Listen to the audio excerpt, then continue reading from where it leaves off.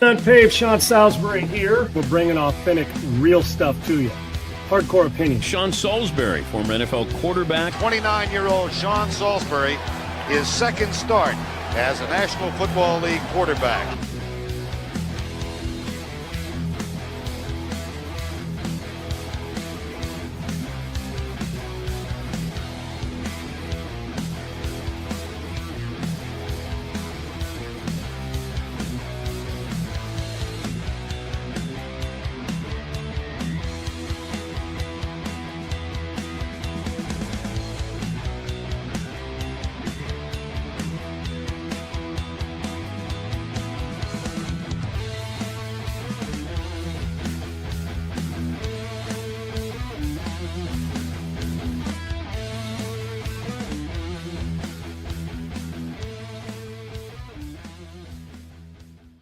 All right, guys, welcome into UNPAVED and happy St. Patrick's Day. Good to be with you. I'm Sean, Adam Sager as well here on St. Patrick's Day. Good to have you guys, whether it's green beer or, Jameson or both, and corned beef and cabbage, or you could actually go to a Mexican restaurant on St. Patrick's Day instead of an Irish pub. Would it be wrong with the name Sean Sakes to go to a Mexican restaurant on Taco Tuesday while it's St. Patrick's Day, ask for a green beer and a Jameson at the Mexican restaurant, then have a margarita, and your name's Sean, but you're wearing green? No, I don't see any problems with that. Yeah, I don't see any problem, right? Yeah, because you never go wrong with Mexican food. So, well, then you're big in the Irish community, you're big in the Mexican community, and Whitey's big in both. You see what I'm saying? Yeah, you can't hate Whitey for celebrating both, can you? And the crazy thing about it is I'm German with an Irish first name. So grab your Stein, right? Don't they have isn't that, can't we go to Germany for, what's it called, Segs, in the fall? Oktoberfest. Can we do, so basically I want Oktoberfest for some German heritage on an Irish holiday with the first name Sean, having Jameson and cold beer that's green at a Mexican restaurant, eating chicken enchos with chips and spicy hot salsa on Taco Tuesday. Do you follow? Like he covered everything. For me, I'm just going to go to order pizza at the Mexican restaurant. I don't think they got it. Right. Yeah, no. What are you going to do? Just drink beer? I'm just going to go to the Mexican restaurant, drink some cervezas, and then probably get a margarita and like a shot of tequila, and because I don't give a shit about St. Patrick's Day. You think it's overrated? Yeah. You do. I mean, I enjoyed it when I was young because it was just another reason to drink. But I mean, I don't give a shit about St. Patrick's Day. So how would you cover the full gamut in a day? One, you wake up in the morning. If you want to cover a lot of heritage, okay? Well, I mean, so if you wake up in the morning, maybe have a breakfast pizza or cold pizza from the night before. Yeah.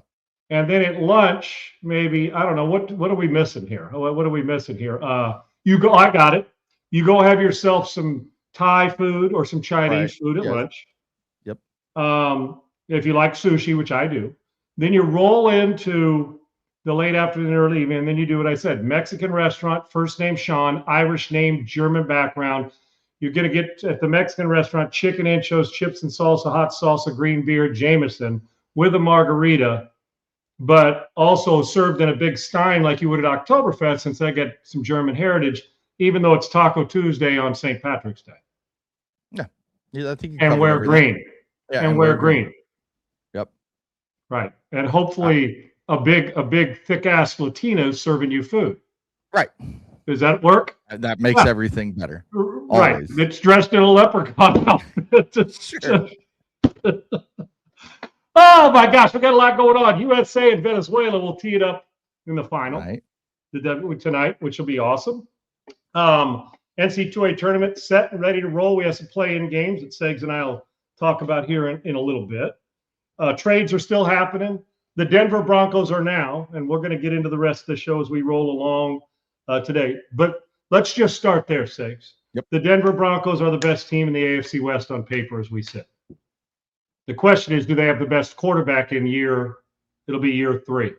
He's a really good player. Obviously, that affected them in the postseason, right? Mhm. The last game, they didn't have him. Yep. I'm making a statement, and it's with exclamation point. On paper, it goes like this. And we'll tell you why the Denver Broncos have obviously elevated their game again. Broncos, Chargers, Chiefs, Raiders, as far as roster goes. Now, if you take a healthy quarterback and a head coach, that throws Kansas City on top. But great defensive coordinator, experience, all that. But just if you just fell off a turnip truck or just woke up today from hibernation and said, let me look at the rosters. I remember 2 years ago with these guys, and you said, here's what this looks like. The Denver Broncos are the best team in the AFC on paper. Can they prove it? And this year, hell, they proved it this year, Segs. I mean, that they were the best team in the AFC West. When I said, did I say AFC? I meant AFC West. If I said AFC, I meant AFC West with an argument they're the best team in the AFC. But if I didn't say West, let me put that. I'm just about in the AFC West of those 4 teams. The Denver Broncos on paper are the best, and they've added. Talk about somebody who's building it the way that he wants to. You added a top flight receiver that was worth the first round pick and more. It's the question is, what the hell are the Miami Dolphins doing with their new regime? Jaylen Waddle on his way, Segs, and you got all the analytics or the numbers. Yeah. But he'll now be a Denver Bronco, which boosts the passing game and gives you a top flight number 1, even though they're pretty loaded and they have some decent receivers. This is a great upgrade. This is a win for the Broncos. There's no doubt in my mind. Yeah, Jaylen Waddle to the Broncos. It's Jaylen Waddle and a 26th fourth, so a 4th rounder this year, which is pick 111. The Broncos sent their 2026 first, number 30, their 3rd round pick, number 94, and their 4th round pick, number 130. So essentially, when you kind of break it all down, it equals out to roughly the 25th pick in the draft. It is the value of the trade, which I think is where most people would have Jaylen Waddle, right in that late 1st round, value-wise. So second tier elite, right? Segs, yes. The second of the best receiver, not Jefferson, not Chase, not Puka, that group. Maybe the next level down to the next 6 or 7, right? Yes. That's how I have him. Yeah, that's exactly where I'd put him as well. Needs to stay a little more healthy, but was on a team there with Tyreek Hill and Tua and did some really good things in Miami during his time there. So let's just start. You started there saying that the Denver Broncos have the best roster in the AFC West. You add Jaylen Waddle to Cortland Sutton, Troy Franklin, Marvin Mims. You got Pat Bryant, who I think is a young player that has some potential.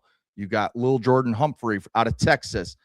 He comes over this year. So I think you have some depth at the position, but Jaylen Waddle gives you that true number 1 and allows Cortland Sutton to be what he really is. And that's just a wide receiver 2 that can make big plays in the passing game, vertically. He'll even be better as the number 2, Segs, yes. I think. Yes, because all the attention won't be towards him. So that's where I think this is kind of set up perfect for Sean Payton and Bo Nix to really use the running game like they want to, but then stretch the field with all these guys they can throw at. And you've got the full bandwidth of the field because Bo Nix has got really good feet.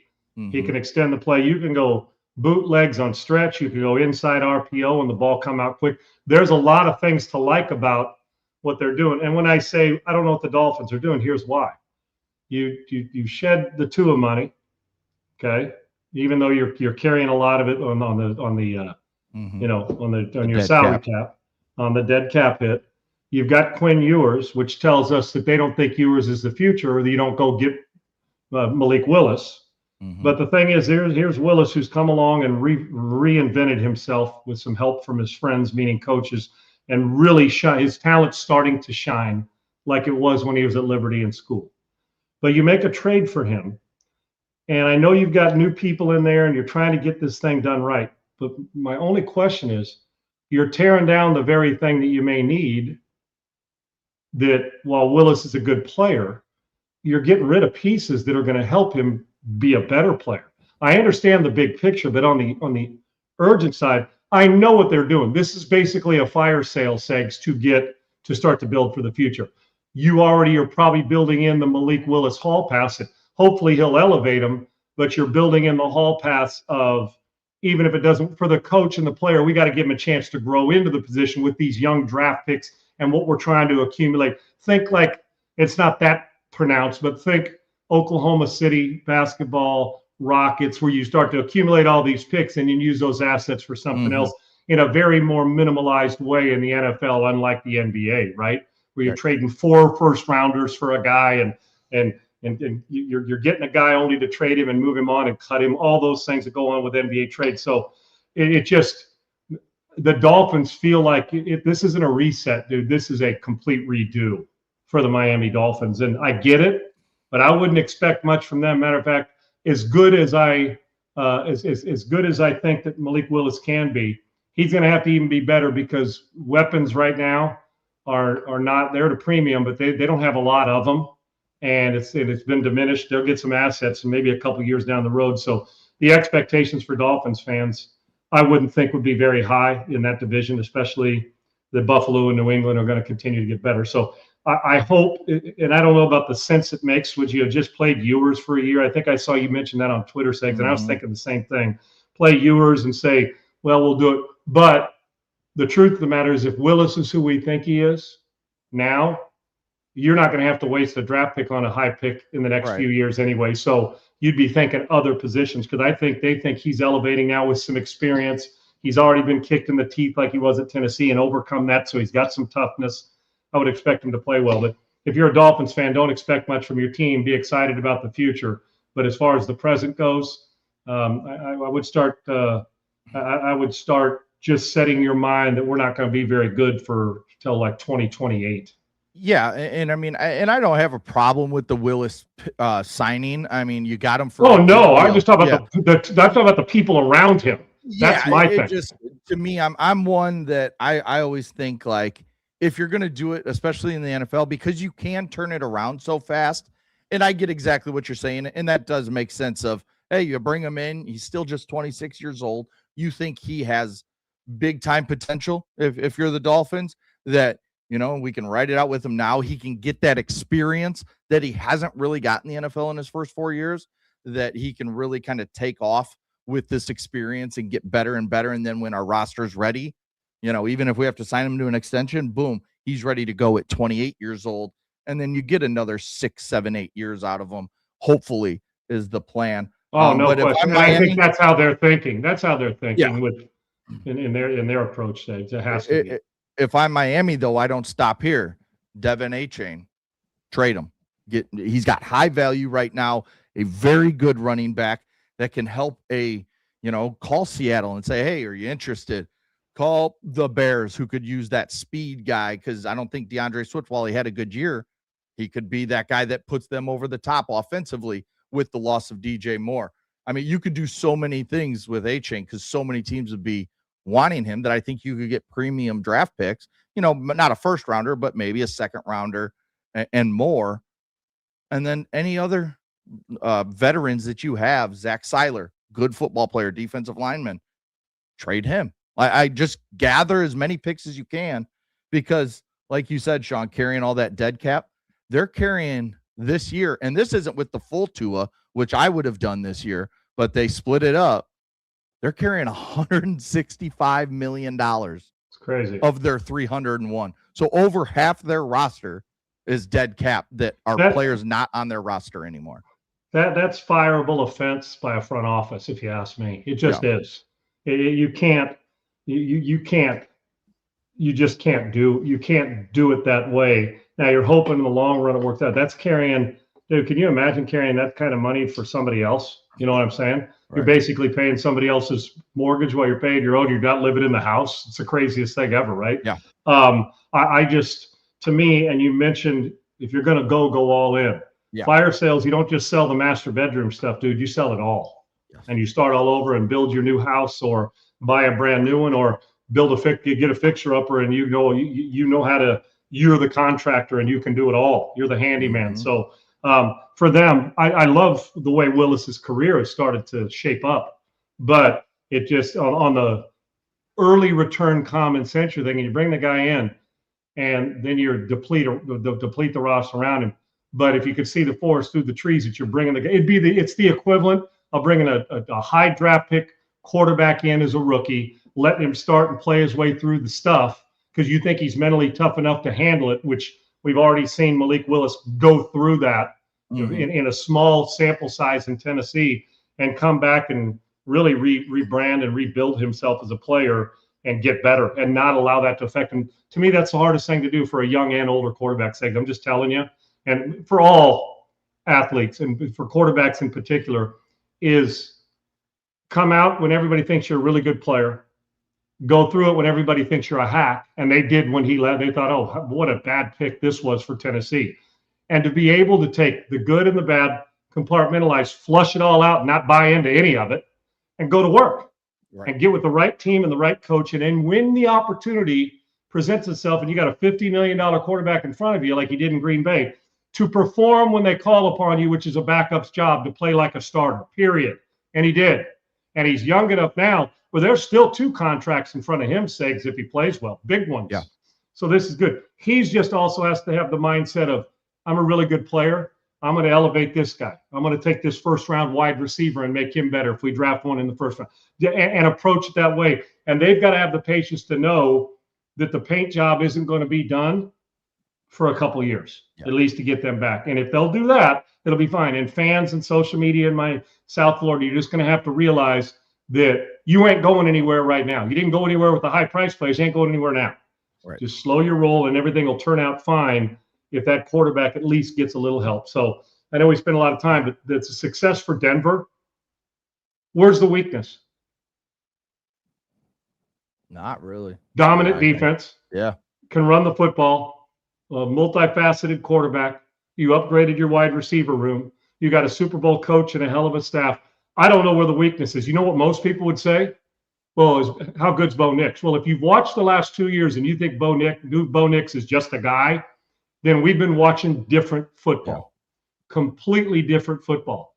What I do know is that I think he's headed in a direction. Plus, Segs, he's a little older, so he's got to look straight. He's played a lot of football, and at a couple different places. So I don't look at it as a weakness. I think he's got to elevate his game a little bit, Segs. But I always look at this when a quarterback's got great feet. I always want to train them. It's like a strong arm quarterback, and I've said this. I always want to train them or prepare them like they don't. Let that be the natural reaction. Or when we mix in the built-in run for Bo Nix, he can do that. But I want him to be able to stand back there, deliver the football, and then just react. Not the other way around where we get him on the edge all the time, and then he has to react from the pocket when he's not ready. When they're inside it and expand outside it. That's the next level to Bo Nix' game, and he's done it pretty good. He's been an accurate player, and I think he's a really good player. And if you didn't realize how valuable he was to the team, go back and watch the playoff game that he didn't play. Right. That'll tell you all you need to know about just the way you even defend it. It's not a knock on Stidham. It's just a fact. When you put a game plan in, you don't have to go all bandwidth, vertical and horizontal on a defensive game plan in the playoffs last year because you didn't have really the run threat that you would have had he been in there. So it saves you practice time, allows you to focus on the things you did well, and you saw that it actually ended up hurting them as it went on because they just didn't have that. Bo Nix is a good player. I don't see a glaring weakness on this football team. And if there was a perceived perimeter weakness, they answered that with this trade. Yeah, for sure. Real quick, you did say something. You said, the Broncos are the best roster in the AFC West. How close do you have the Chargers and Chiefs? Chargers will get back Joe Alt and Rashawn Slater. I mean, 2 of the better offensive tackles in this league. Those are your who retired. Back. Who just retired? I know Bradley Bozeman retired, right? Oh, yeah. And they went out and got Tyler Biotish, the kid from Washington. They signed him right away. They went out, they got Cole Strange from Miami, who Miami let walk, the offensive guard. They went and the offensive line and physicality is never going to be a problem on a Jim Harbaugh team. I know they got hurt and they suffered for it, but they'll always fix that again. That's not going to be a problem. I like them, Segs. When I say to you, do you believe their perimeter people on offense are Super Bowl level right now? To me, it comes down to one guy. It's Quentin Johnston. Can he up his game? I think Ladd McConkey is a great number 2. Dude. Yeah. He's a perfect number 2. Yes. Arande Gadsden, the big tight end, he's turning into a very, very good player. And if there's Starting to someone look that knows how to use tight ends, look like his old man, right? Yeah, His exactly. It took his dad a while to get rolling at the wide receiver position. Right. Yep. And if there's somebody that knows how to use tight ends in the NFL, it's Jim Harbaugh, and he'll make you better. So I think only better is yet to come for Gadsden. So to me, it's Quentin Johnson. Can he step up and be Justin Herbert's true number 1, catch the ball consistently and make big plays? Yeah, adding what they've added, Segs, meaning the Chiefs, going out and getting Kenneth Walker and doing they've elevated.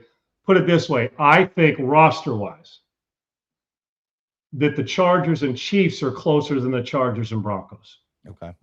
Now listen, all 3 are playoff capable teams. If Mahomes is healthy and they upgrade like they've started to do around him, and why am I tripping over who else the Chiefs just brought in, Segs? I know it was a running back. Who else did they just bring in? They just Walker. Did they bring somebody else in? Why am I thinking they had somebody else they just brought in? Oh, they traded McDuffie for a top pick. There you go. Yeah. So they're at, and I love I love Spagnuolo, and you added Eric Bieniemy, so that's going to help with the energy and stuff. I do. Now Mahomes is the great. Come on, if he's 100% healthy, there. Right. I'm just talking about player for player. Not, well, this guy's 2 times better than that guy, so that is for 3 players and 2 players. I'm just saying, I think the Chargers and Chiefs are closer together overall than the Chargers, Chiefs, or than those 2 teams and the Broncos. Just look at the roster. But guess who the 3rd best quarterback that 99% of the people would choose? They'd go Mahomes, Herbert, Knicks. That way. So that is nationally a perceived thought. I hold Bo Nix in higher regard than some others may. So and the quarterback matters. So that's the thing that pushes those teams both closer to Denver. But there's more weaknesses on the other 2 teams, in my opinion, than there is on the Denver Broncos. Yeah, and anytime, I don't care what you got for Trent McDuffie, you still are losing a dominant corner. For sure. You just are. So even if a first-round pick or somebody comes in and he plays like that, it's still going to take a minute to replace him. So that's a problem. I do. I believe the Denver Broncos have the best roster in the AFC West. Yeah, and also with the Chargers, you're going to be going into this season without Jesse Minter as your defensive coordinator, and that's a big loss. Underrated off-season loss, Segs. Yes, big time. Yes. Underrated. All right, heading over to March Madness. Yesterday, we talked about the big story of Aiden Holloway being arrested, Alabama's 2nd leading scorer, just days before the NCAA tournament starts. He has been removed from the Alabama campus. They are preparing to play at least this weekend without him, which is a big loss for the Crimson Tide. Nate Oates talked about it, basically said, we have certain standards here, and I'm, not really quoting him, just kind of sub-quoting, but we have standards at the University of Alabama, and he did not meet them. So I think this is a big loss for Alabama, and it puts them in danger because they've been an up-and-down team all year. We've seen them very high where they played Arkansas, and it was like triple overtime. It was like 120 to 116 or something at the end. And then we've seen them low lose the teams that they shouldn't even be in a game with. So I'm worried about Alabama this first weekend. I think they can get beaten. I considered them for that upset you were talking about, Six. Just because you're getting them early, that feeling on the team right now of what happened. Listen, if you don't think it's a distraction, it is. And these are young people that are worried about their girlfriends and everybody else and their NIL money. That's the way it is across the country, that it's easy as a college student to get distracted. This is a distraction. Now, if you're the right team and NATO says them right, guess what you'll do, Sakes? You'll say, well, we're going to win without him, and you're going to take pride. And I don't even want to hear we're preparing to play without him this weekend. I want to hear we are playing without him this weekend. The law, even if he isn't in jail and they let him out, he's not playing this weekend. We have a standard. The standard should be you're sitting your ass down and you're not playing either game this weekend. We'll see you next week if we move on. These are danger games. Are they Thursday or Friday, Segs, they're playing? I believe they are Friday. It doesn't matter. Thursday, Friday, and then Saturday, Sunday. I don't care. 20th. Either so one. Yeah, Friday. Okay, which is, by the way, the 2 best days in weekdays in sports are this Thursday and Friday. Yes. Even if you like Masters golf on Thursday, the Thursday, Friday rounds are the best on the planet, all day long, having a blast. And it comes right on the heels of St. Patrick's Day. So people who had a beer on Tuesdays have a beer Thursday, Friday, Saturday. Just be safe doing it. I think this is dangerous, Segs. I do, for Alabama. I don't think they can go far without him. And then when he's back, where's his head? Right. If there's a court case looming, depending on how much it is, if it becomes a problem, and we're not even sure, Segs, you're preparing for him without this weekend. Are you sure we're not preparing for him without the entire tournament? Who knows? Well, unless I haven't heard today. So it's all about the investigation. How fast is the exactly school's right. investigation? It's not the police investigation. It's the schools. So that will really tell us how bad they want him back. Because you could say the right thing now, but if Thursday morning we wake up or Friday morning we wake up and the school did their investigation in 72 hours and they deemed him having 2.1 in his favor of marijuana. Well, then you may kick him off the team. Yeah, you may kick him off the team. I think at this point it's more leaning there. They will not have him. But Sean, will it surprise you if we wake up Friday morning? They're like, "Oh yeah, we've gone through the investigation. He's been punished academically or something along those lines, and he's available to play Friday." Oh, there is no. I mean, this is college athletics. Would it shock me? Yeah. I'm actually more shocked that they sit him. Exactly. If he's not, if he's out, whatever he's doing, and they say, you know what? Since the investigation's pending, innocent till proven, we are gonna let him play. Yeah. Oh, I don't know if they're gonna do it, but it wouldn't be the first time we saw you protect the athlete and the kid because the kid, you don't make a mistake if it is 21 pounds of weed. You ain't smoking. And here's the problem, Segs. 21 pounds, that's intent to sell. Oh, now see, it says 2.1. Okay, yeah, I was going to say, because I saw it here. I didn't see it. I was going to say, because I didn't hear that. It's I thought 21 pounds. Yeah. 21 pounds. 2 pounds is enough anyway. Exactly. That's enough to keep you relaxed for a long time, unless you're an enthusiast. It's getting stoned 12 times a day. When I looked up here on our comments, because I didn't hear 21 pounds before, and I 21 pounds. Yeah. What? Of course, that's not intent to smoke. That's intent to get paid more than NIL money or use it as NIL investment. So 2.1 pounds, Segs, that's still a lot of weed. That ain't no dime bag. That's still a lot of weed. So we'll see what happens. I was like, that's what happens when you got floaters. Like I've told you, I got, Segs, the floaters. Yeah. I didn't see the decimal. I said, I didn't see that 21 pounds of the Chiba. We got a problem here, man. And I understand. I see Dustin's comment here. So if this happened in California, Colorado, or even Illinois, where I live, is this a big story? Yes, because 2.1 pounds of weed is still illegal in all those states. You cannot just have pounds of marijuana. It's, you have limits in all these states. Well, not only that, he's not in California. Exactly. And yes, he's in Alabama. Where he knows he's in Alabama. Yes. Right. So it's just. Remember this, the laws of the school are different than the rules of the school are different than the laws of the state a lot of times. So bottom line is, in the big scheme of things, is this the worst crime anybody's ever committed? No. If you're a gateway and think, well, this leads to this leads to 2.1 pounds, who is he going to sell to? I get all that. And it's not just, but regardless, the rules going in, he broke them. Not only that, team rules, but he also broke the law. And it doesn't matter if it's Colorado, California, he's not. He's playing in Alabama. And that's unfortunate. It's just like when Seattle gets taxed here with this millionaire's tax. And I know if we don't get to today, we'll get tomorrow. They're going to have a hard time bringing athletes are going to say, whoa, wait a second. I got another 9% of tax on a millionaire tax. Boom. You got to prepare yourself for that. So saying that the laws and the rules going in, and I'm going to keep people away. The laws and rules going in, at least you should if you're playing in Alabama. And he broke those. And Segs, with this, there's going to be some upsets that I know you wanted to discuss. Yeah. I would keep an eye on that one to see how they come out and how that speech is for Oates when he comes out, if in fact they're going to play the weekend without this player. And let's remember, this is the same Alabama team. This is the same head coach, Nate Oates, who had Brandon Miller, who was the projected number 2 pick in his draft going into the NCAA tournament, deliver a gun to his teammate, Darius Miles, who then killed somebody. and yet Brandon Miller played in that tournament. So, I mean, but we're held to a higher standard at Alabama. Remember that, Segs, according to him. Yeah. Feel bad for Nate Oates or the University of Alabama's basketball team because so one bit this bad ain't the first thing. Yeah. Yep.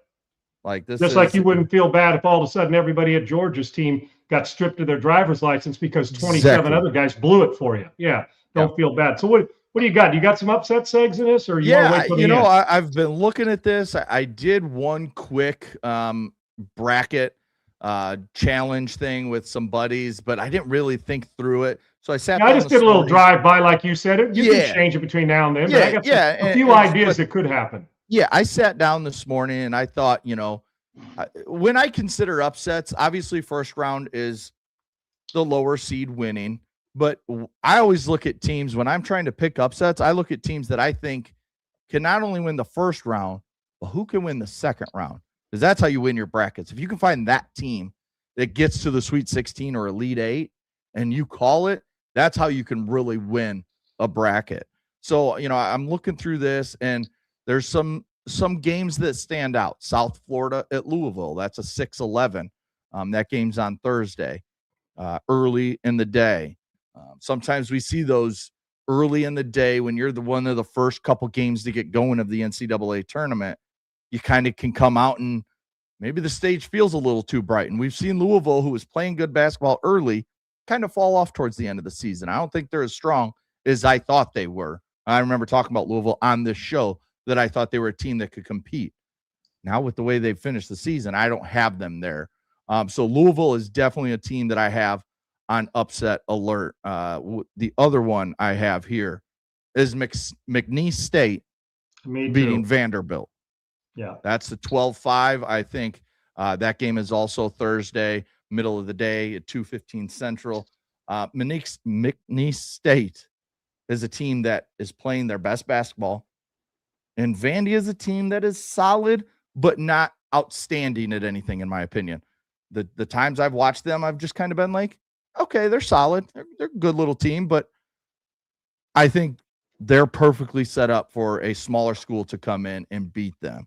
You got any other games you like? Yeah, Segs, I do. McNeese State was one that I put an asterisk by. That one, it just feels like that Stephen F. Austin knocking down, Northern Iowa. I don't know why, but it feels like that. But we know about 11-6s and we know about 12-5s. But I'm stuck on the 10-7 first round picks, Segs, heavy this week. I am. I also, with you and going through that, I think that there's going to be, keep an eye on the Utah State Villanova matchup as well, Segs. I know they're pretty evenly, but keep an eye on that one big time. But UCF, UCLA, that's a 10. That is a 10-7.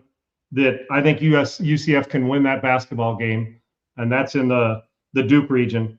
And the 10-7 Texas A&M St. Mary's. I'm always the St. Mary's guy, but I think Texas A&M, the schedule, who they played, a tough conference depending on fresh legs or battle tested. Those two stick out to me, and I don't think we're going chalk. So I'm sitting with those in McNeese State. Segs, they really. And over on the other bracket, I'm just looking at where is my 10-7 over here. I am the Utah State matchup.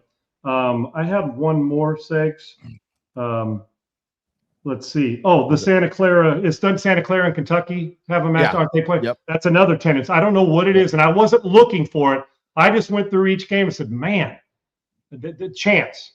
So, but my UCLA game and the Texas A&M St. Mary's game, two close ones. I don't have chalk in the Final Four.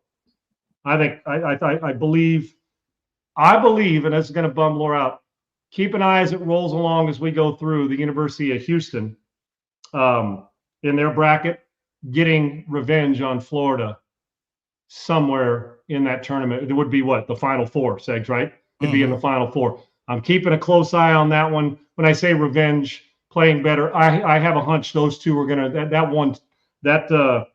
matchup with the 1 and 2, I think, is a big possibility.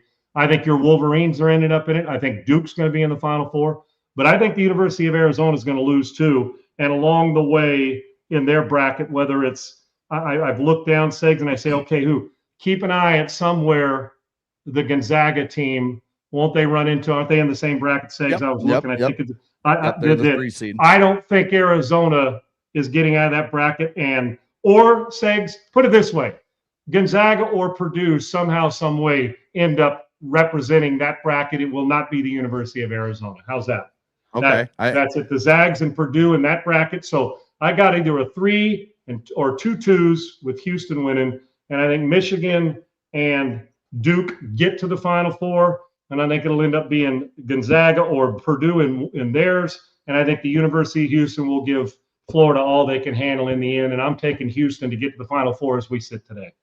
Okay, yeah, I mean, as we sit, my Final Four is, and I'm looking at this, I have Florida in. I have Michigan. And I don't blame you. Nobody's playing better, Six. Yeah. This is almost my Kelvin Sampson love, and after seeing last year, can they come back if they get another opportunity and knock down some key shots in a game like that? And they've been knocking on that door for a while, and it's so hard to win back-to-back championships. I just listen, the wine, but if you keep picking chalk, I can't make any money the way I want to. I am going to take that upset, even as though Florida's playing friggin' lights out basketball right now. Yeah, I have Florida and Michigan in. Then you go to the other two.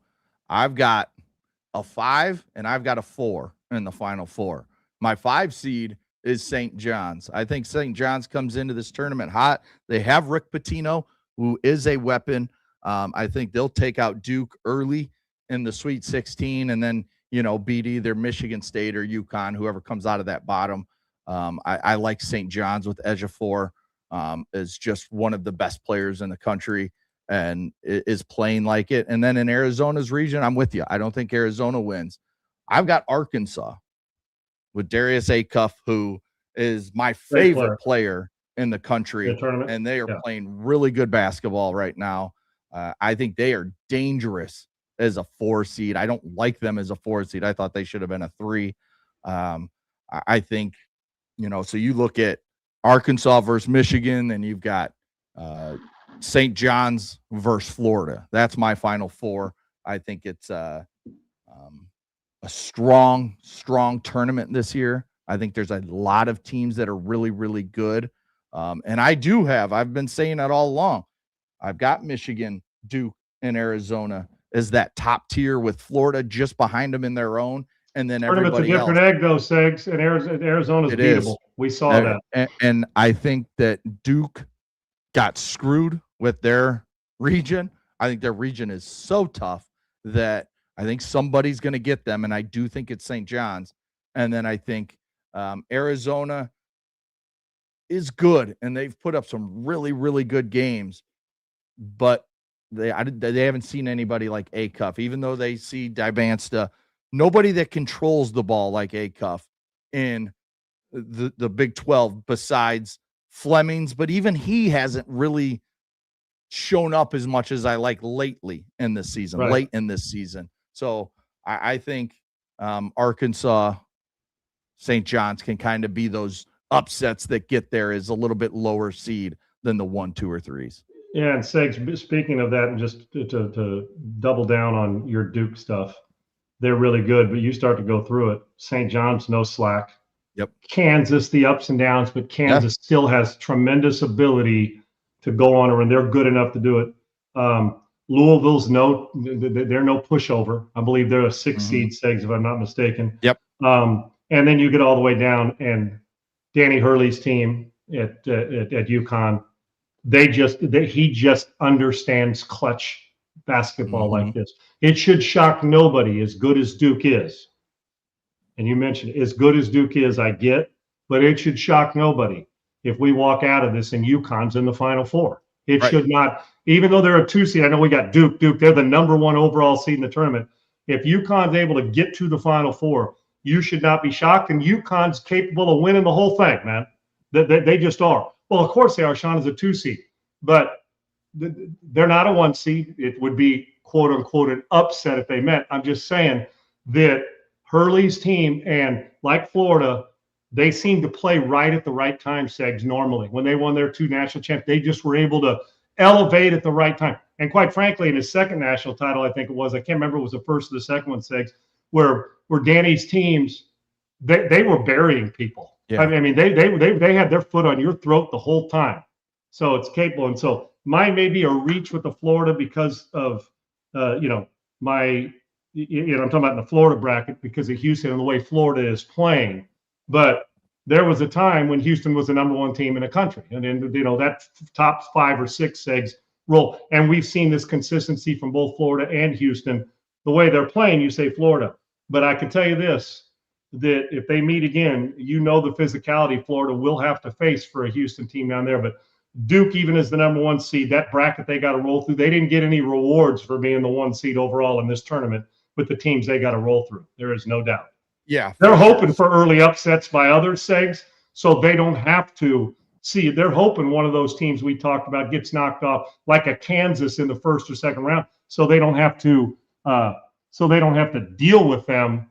Because who knows? It's Bill Self. It is Kansas. They can score, and they're a really good team. And if Darren Peterson shows up and shows out, yes, I mean, they've got the talent on that roster to beat the St. John's team I just picked to go to the Final Four.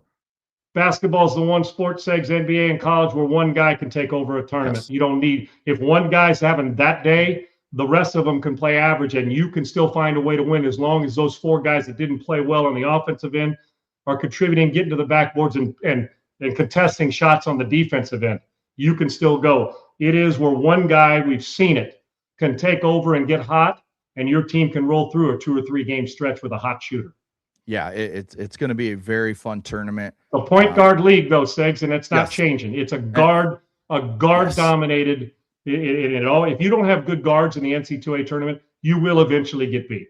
And this is where, Duke is hurt. They just lost their point guard for the season, and now I'm going to blank on his name. I was just reading the story more about it today and kind of which way John Shire will try and go, but the other Boozer twin is going to have to be the one that steps up, and I don't know that he's quite ready for this tournament action being a full-time, 27-minute a game especially guy. At that position. Right. Playing the guard position. No doubt. So we'll see. Defense usually is another thing. Point guards or guard play and defense. Can you play defense? I think. And that's where some of these teams really stand out. Well, no defense, no guard play. You'll get beaten, upset during the tournament. You just will. Yes. You'll eventually 100%. get found out. We do have some breaking Texans news, something that we've talked about. I said that they needed to do the second it happened that he left his other team. The Texans have signed Browns offensive guard Wyatt Teller to their offense. We talked about that day, the second he was gone. Yes, the second he was cut. Sign him. Yes. Sign him. So this is a great move for the Houston Texans. Solidifies that guard spot in terms of now you've got him. Now you can kind of look at the draft and say, okay, maybe we're still not good enough on the offensive line. Maybe we need to keep adding and getting younger and better players there. But now you feel comfortable with the line you have with the Houston Texans in front of CJ You start to go through it. You start to go through it now. They're sewing up the interior of the offensive line. They just got to make sure the young fellow, whether in Ursary, depending, that he's elevated, because that's a lot of stress. But I think he's proven to them that this is a player. Unlike, even though it's different positions where Kenyon Green was there, this second-year guy is a good player. You've added a veteran who is a Pro Bowl dominant player who's nasty on the interior. They start to look like they're going to have, even though you got rid of Titus Howard, it starts to look like the depth on the offensive line is improving. Segs, we asked, what is the plan? What's the plan for Nick Caserio, and what are they doing here? Well, you're starting to see it. They're a little late to the party with Teller, but thank goodness Teller didn't sign with somebody else, and now he's going there. Speaking of teams that are starting to they've addressed the wideout position, Segs. They've addressed the offensive line position. They've had some some minuses and some pluses put back in. They've got draft. They've got a dominant defense, and they've added to that at safety. They've got they've added to the running game. We saw that with Montgomery.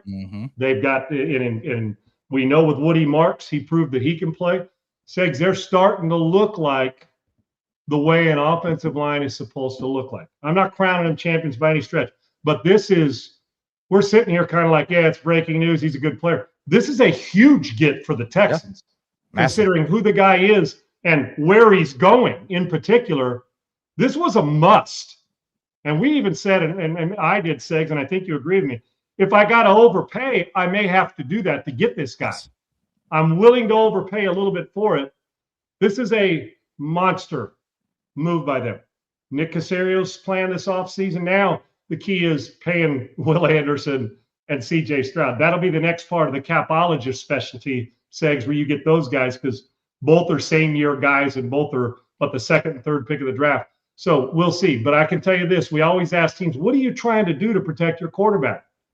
Well, it looks like they have got a plan. And Wyatt Teller is a great get. You pencil him in and you don't touch him for 17 weeks. You leave it alone. Yeah, so now their offensive line, as it currently stands, starts Ariante Ursary at left tackle. You have Wyatt Teller next to him. You have Jake Andrews, who kind of took over that center spot late last year and played some good football. Solid. Yes. Solid. You brought back Ed Ingram on a 3-year deal. He is remaining at that right guard spot. And then you brought in Braden Smith, who basically pushes Trent Brown to that swing tackle spot. And that's okay, Segs. He's a veteran. That's okay. Yes. That's a good thing. Yes. You haven't protected that in a while. Now your depth says we got a veteran player who can come in. And Segs, what they've added most is a little more nasty, which this team desperately needed. Yeah. They were a pillow fighting, titty blocking team at times. And now you've added physicality in the run game, not only from Marks, but Montgomery, and he can also give you a little wiggle. You've added some wide receiver help, some just added depth defensively in the back end. And now you add, oh, by the way, and you signed Daniil Hunter, Segs. You extended him. And then, so what's not to like? And now you've got to not only a perceived weakness, but a blatant weakness. You have elevated. And let's not forget kind of the blessing of maybe getting another guy back as a draft pick, and he's not a draft pick, is getting Tank Dell back, a home run hitter if he can get fully back and healthy. So this has been what looked like. What are they doing this offseason? Looks like, oh, I get it. Wyatt Teller's a great addition. And plus, Segs, the guy that he's standing next to or in a three-point stance next to, he gives a great veteran leadership to help the young guy in Ursary understand who to get and how to get him. Don't discount and underrate that, because that is so important up there. Communication and nasty. And they've got it now.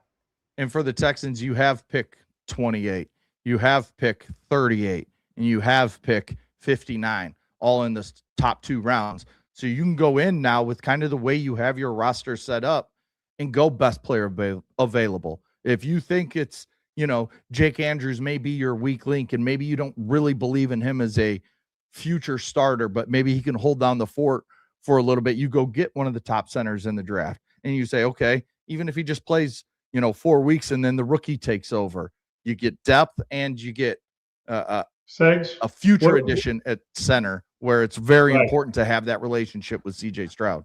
What if they want to go, you know what? We don't like where we're sitting right now.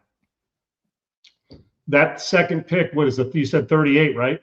With your 20, a little bit of ammunition to jump up if there's somebody possibly, because a lot of people consider from 33 to 40 possible first round potential, right? The guys that can play right now. So at least you've armed yourself with, if you want to, and somebody says, I'd prefer to move down where we are, we're good. We'll move down. Then maybe, just maybe, you've armed yourself with some assets to move up a little if you wanted to, depending on what value you're looking for. If not, you can get another really good player with the, ends up being the 6th pick or so of the second round. Yeah, I mean, another option, if you want to move up in the first round and you want to use one of those 2 second-round picks to do it, that's what I'm talking about. Yes, and get a guy like Kenyon Sadiq, the tight end out of Oregon, who's much different than Dalton Schultz. He's more of a speed guy that can, stretch the seam, help out your wide receiver room, which is solid, not great, but solid. You have your really good guy in Nico Collins. We'll see what Tank Dell is. The 2 Iowa State kids are emerging, but how good will they be? Yeah, they're improving. So I think a guy like Kenyon Sadiq would fit perfect in Houston. And we don't talk about Christian Kirk, though, Segs, either. Right. He didn't move. Did I didn't fall asleep on. He's still there, correct? He's not on their depth chart. I think he was just a free agent, and they did not bring him. Because I was about to say, did I miss something? So he hasn't signed with anybody or back with the Texans yet, so it's still dangling out there. But what I was going to say is he It was Christian Kirk. He No, hasn't been signed. He signed with the 49ers. Okay, So there you he go. has All right. signed. So I thought did he miss that signed one. somewhere. So it's that one got by me. I was sitting there. Well, wait a minute. What about Christian Kirk? So they got him on a 1-year deal, right, Segs? Yeah. And then he became Yeah. a free agent. Now the 49. We didn't even talk about that because I didn't even see that transaction happen with all that's going I on. missed So it as well. I was about to say, we're missing a slot guy that can play both.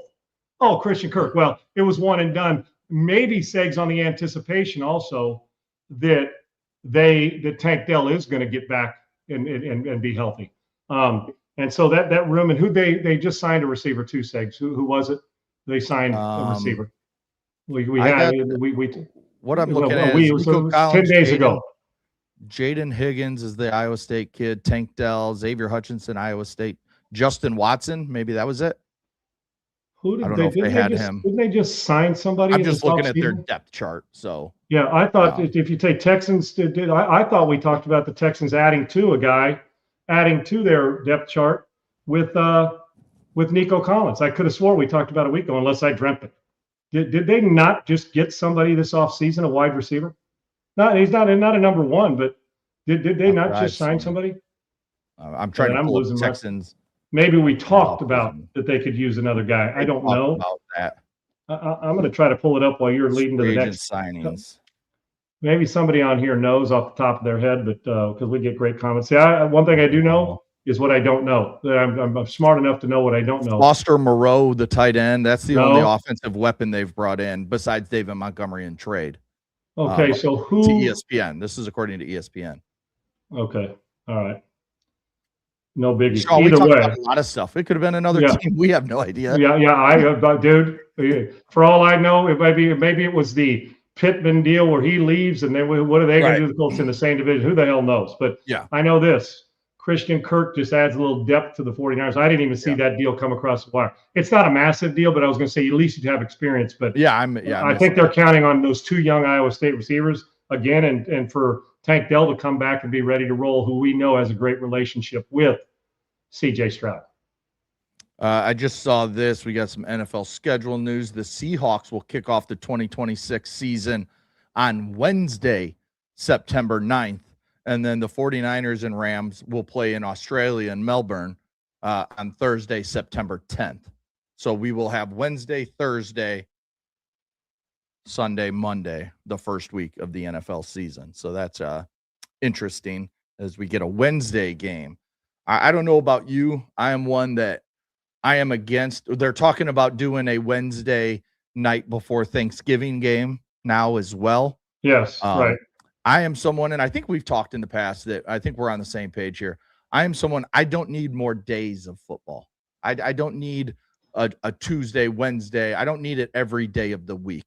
I like it how it's set up with the Thursday night game. I get the first week. Okay, you want to do something a little different with the Super Bowl champs, and they're going to play whoever they play week one.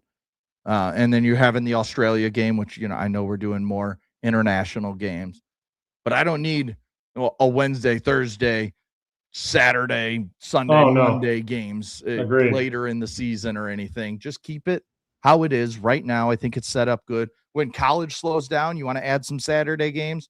Fine. Great. I don't need Friday night games or leave football the way doesn't it take away from our excitement for Thursdays?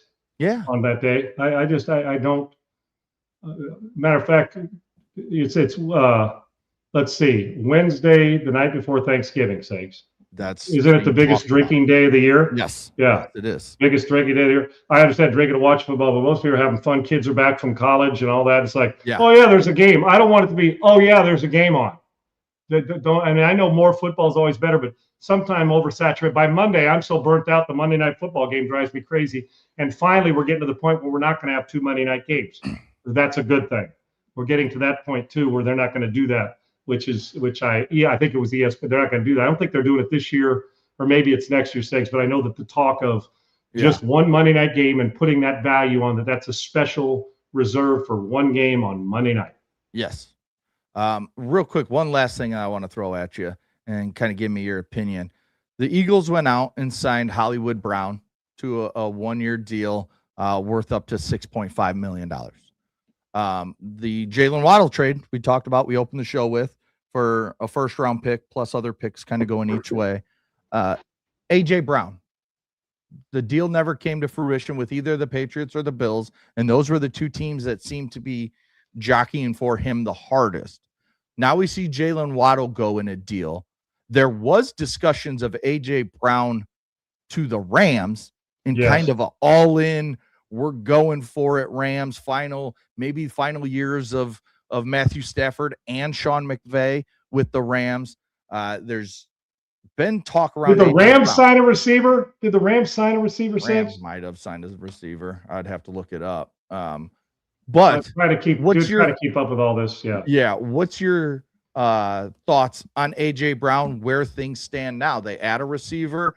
There's been a lot of talk about the Eagles trading A.J. Brown. Do you think he gets moved, or do you think he ends up staying, cooler heads prevail, and they figure something out? Well, I think one is, Segs, if you're the Philadelphia Eagles, you have to have a first. You have to have something of equal or greater value than Jaylen Waddle. It has to be in that category, correct? For sure. I would say it has to be. That's sure. One. Two is, I believe that here's what I think, Segs. I think this is one where you're trying to keep him happy, trying to keep him there, but also how do you upgrade your team? You're not going to give him away. And until something's feasible, the truth is, what are you getting that's equal value for? I'm talking about, right? See, the Philadelphia Eagles aren't rebuilding. The Philadelphia Eagles are trying to win a championship again. Yes. So you have to say, dealing with the headache and a little bit of discontent, can you get him back to where he wants to be? Or is it going to be Groundhog Day where we face the same 3 weeks in, there's a complaint, yet the guy's a high-end receiver who's productive? How can they get that fixed? But if you are going to move him, does the longer it go, people become more desperate? Is it a draft day type of thing, Segs? Yeah, as we get closer to the draft on the day of the draft? I don't think it's out of the woods yet. I think that you would have to entice them. I think Howie Roseman's smart enough to know I'm not giving the guy away. And as it gets closer, maybe they're counting on a team to be desperate that missed out on a receiver they wanted in the draft and say, or on that day, we're saying, this is a draft day change. We're trading A.J. Brown for a 1 and a something or what have you, and swapping picks in future rounds, and then go. I don't think that just because he hasn't been traded yet, that he's not going to be traded. I think there's still a lot of conversation in that building to have, and with A.J. Brown. If you feel like you can control the headache with the children's aspirin, you do it. If it's going to take what is Imitrex? Is that the or Botox to get rid of the major migraine headache that you think it is? Not you, but meaning if it is for them, or if you just say it's not fixable, then you move him. But if I'm Philadelphia, he's not moving for anything less than you got for Jaylen Waddle. But I hate trading away quality players, but I can't constantly in Philadelphia. It seems like every year there's a little bit of that, whether it's at the head coach, the coach going and talking to fans during a game, whether it's why isn't Saquon Barkley touching more? What's wrong with Jalen Hurts? Yet they still win a Super Bowl. They've been to 2 under Sirianni, and now you've got a high-end player. I don't think that this is a security. If you're Philadelphia, say, oh, good, he's going to be here. I think the longer this takes in March, think possible draft day trade, but you're going to have to get a first-round pick and then some or whatever, like you got for Waddle for him. I don't think it's safe to say he's going to be a Philadelphia Eagle yet, because Howie Roseman's pretty brilliant at that. Possible draft day trade. Yeah, that's what I like is that draft day trade. And I think one thing that still makes it likely that he's traded, despite them saying we will not trade him at this time, is notice, Segs, at this time. Yes, at this time, of course. It does matter, right?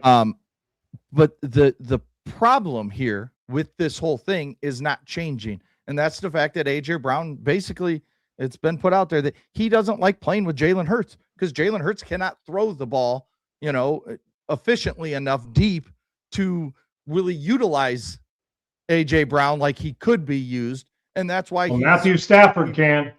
Exactly. Matthew Stafford, damn Josh well Allen can. Drake May can. All these guys can.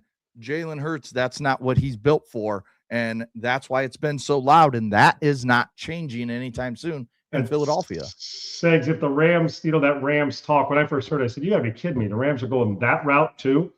They got Devontae, they got Puka. They're going to go that route, as well. And then you take a step back and you say, well, of course, this team, and I don't mean this disrespectful, I think Les Snead's really good. and Sean McVay, obviously. I don't think this team values those draft assets like other teams. They value experienced players who can come in and make a difference right friggin' now. Because like Philadelphia, the Rams aren't building for 3 years from now. The Rams, they came up shorter than they expected to come up this year in Seattle. And then let's face facts, Eggs. The team in their division is pretty good. Seattle's no hack. They're pretty damn good. And the 49ers are the ones saying, well, damn, not so fast. We've upgraded our football team as well in this offseason. So I still keep an eye on that. But if you're like a Buffalo Bill fan, you're like, please, we'll take him. If you're a New England Patriot fan, you're like, that seems so logical to elevate Drake. That seems like the most logical one. Right. And it's out of your conference, all of that, Seg. So I just don't, I'm not one that's comfortable thinking that A.J. Brown's an automatic Eagle as we sit right now. Yeah, and it'll be fascinating to follow over the next, month and a half or just over a month. I think the draft starts April 23rd. So, we got just over a month. We'll start getting more into the draft. We can start looking at mock drafts because I think about now with free agency, run its course for the most part. You'll still have some little signings here and there like we've seen with Hollywood Brown today. We'll still have some trades happen because that's getting more and more prevalent as years go on. There's more and more trades in the NFL. But the big free agent signings are done. The Texans and going getting Wyatt Teller. That could change the draft a little bit. But now as we start getting these mock drafts from the big names, now you can really start looking to see who's kind of fitting where, what players have made their jumps. I think, the players, if they're going to make that big jump, they've done it. The kid from Ole Miss, the big offensive tackle, Monroe, I think is his name. He's made a huge jump into, some have him in the top 6. Some have him definitely top 15. I told you, off-season does that, dude. It's so crazy, isn't it? How the off-season has guys rise and fall in shorts and a T-shirt, or the more tape you study and say, this guy's better than we thought.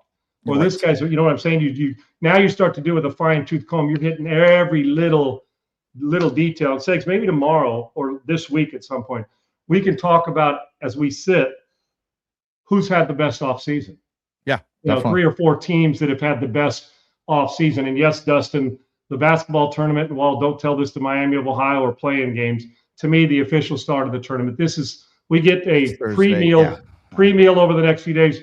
It's Thursday at 10:37 a.m. wherever you are watching it. That tournament, if it's whether that's Pacific time or what have you, that's when the tournament officially starts in my mind. But Segs, I really am, and I want to look into that. On the surface, you think, well, McDuffie to the Rams, but the depth of some teams has gotten better, like the Texans, and who really elevated their roster. If nothing were to happen anymore, who's won the offseason? And there's still a few prizes out there, and I actually think the Texans got a big prize. He may not be the best guard in the league, but Wyatt Teller shows up every week and takes care of his business. I think the Texans have improved, even though at first we're like, address the weakness. Over the last 10 days to 2 weeks, they have. It's a good thing. If you're CJ Stroud, you should be pumped.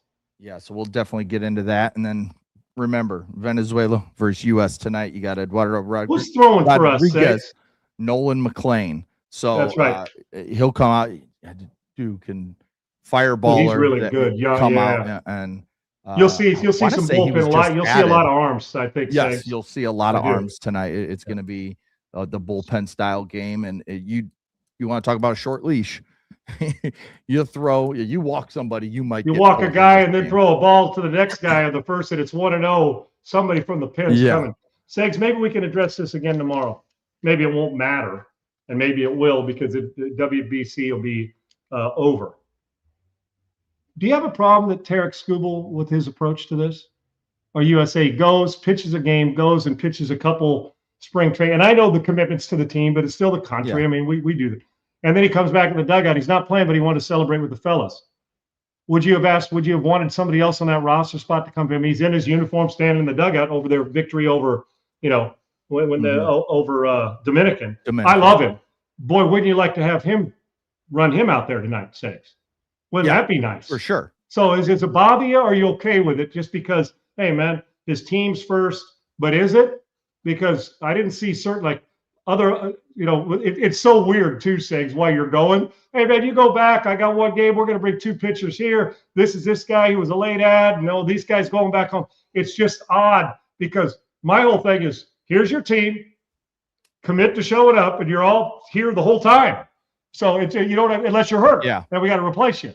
And I love Scooble. I guess it's greed by me because I would love to have him at his best. Right. Tonight, rolling in to this or availability. And I don't think, I think after that one start, he made that commitment. It was question sakes, but he was in the dugout celebrating. But I don't think he is an option, right? He's just there in uniform. I don't think he can't even give you an inning. Yeah, I don't could, but he's not now.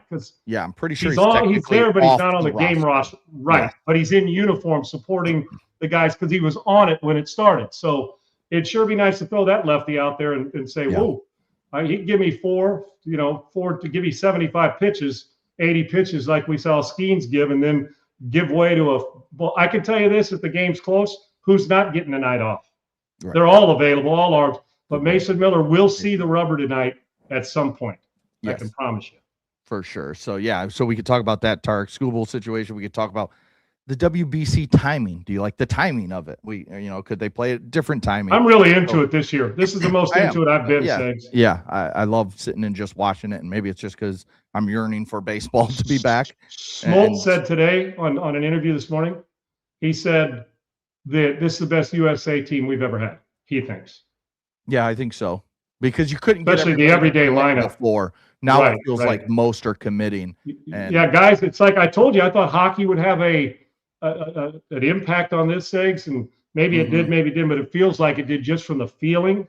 This is no longer that's not. This is a lot of eyes are on you, and it's the enthusiasm and energy.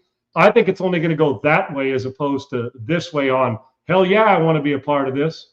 It's got that World Series feel. Yeah, it's got that games, that gold medal feel in hockey. So I can't wait to see it. And and you're exactly right. Whitlock, even if you don't like the Red Sox, getting Whitlock to the mound, one of our, I think it was Jared was talking about, or somebody was talking about it, that you get to the back end, they're pretty good, Sags, with a lead. It's going to be really tough, but Venezuela's got some players too, so it'll be fun to watch.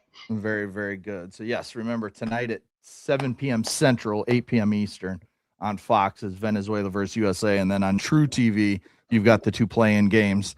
I just had it up. It is UMBC against Howard. The winner of that plays Michigan, and then you have Texas, NC State, and I don't remember who plays who they play if they get in, because Segs, I got to tell NC State aren't beating anybody in the tournament. Right that way. I'll have it on more than one TV, but my focus is on the World Baseball Classic tonight. Agreed. Now I wouldn't be able to say that as much on Thursday, even though it's I'd be tuned in, but those games. But tonight those games are there, but my focus is on watching the USA win this championship tonight. Yep, it'll be fun tonight, and then we'll talk more football because. Seems like every single day we come in, we have some sort of news to talk about in the NFL. Well, we didn't have Waddle and Wyatt Teller on the bingo card yesterday's show, thinking that was going to happen today. Right. So that's the great thing, is Bailey, our producer, always says, football continues to roll, and those are 2 big names that have improved 2 really good AFC teams today.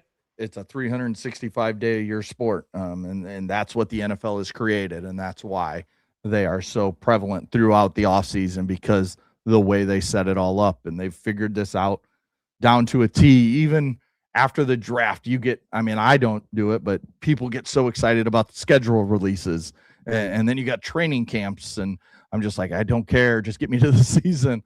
But I know you got to play them all, so it doesn't really matter what the schedules, unless you're one that travels to all the games. And Lucy, I'm with you. Whose house? Coug's house. Let's go University of Houston. I'd say Kansas too, Segs. I can't say the Trojans, but I'd say Kansas too. Yeah. But I would love to see Kelvin Sampson with a ring on his finger as the head coach at Houston. But your Michigan Wolverines and Kansas, in Duke and Florida and the St. John, there's a lot of paths you got to go through to get there, but it's going to be a fun tournament. Can't wait. Yeah, it will be, and it kicks off tonight with a couple playing games. All right, thanks for watching Unpaved, the flagship show of USC football and Houston Texans coverage, just like We talked about the big Wyatt Teller news for the Texans. YouTube at Unpaved Sean Salisbury. Like and subscribe. Go over to Rumble, like and subscribe there as well. Follow Sean at Sean Unfiltered, me at Adam G. Sager. Thanks to Bailey, Laura, all our viewers, listeners, commenters. We'll be back tomorrow, 1 p.m. Eastern, noon Central. Talk to you guys later. Peace. Unpaved, Sean Salisbury here. We're bringing authentic, real stuff to you. Hardcore opinion. Sean Salisbury, a great NFL analyst, a former NFL quarterback.